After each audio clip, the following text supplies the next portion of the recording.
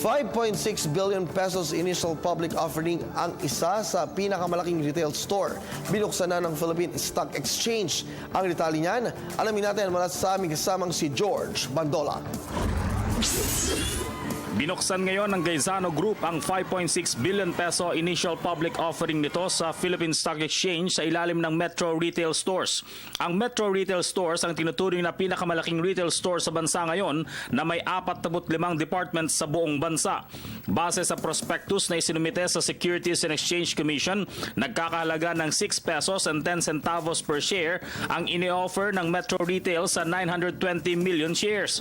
Sa ganitong pagkakataon, ang sinumang individual o korporasyon na may sapat na investment ay maaaring makabili ng share sa Metro Retail at ituturing na silang stockholder ng kumpanya. Ang 5.6 billion peso IPO divestment ay naglalayong gamitin ng Gaisano para sa pagpapalawak pa ng operasyon nito sa bansa. Samantala, pinapalakas daw ng Securities and Exchange Commission ang kampanya nito laban sa mga umiiral pa ring investment scam tulad ng pyramiding at multi-level networking. Ayon sa SEC, mas maiging mag-invest ang Filipino sa mga high-yielding investment na mga insurance firm at bangko lamang ang nagbibigay.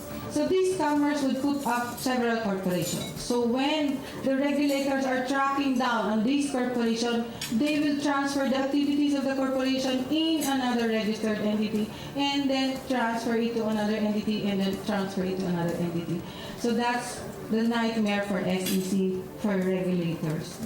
Ayon pa kay Monserrate, habang sinisikap ng pamahalaan na mabilisin ang pagnenegosyo at mga proseso ng business registration, sumusulpot naman ang mga nananamantala na dapat pag-ingatan ng publiko, retirado at mga OFW. Para sa Telebisyon ng Bayan, George Bandola.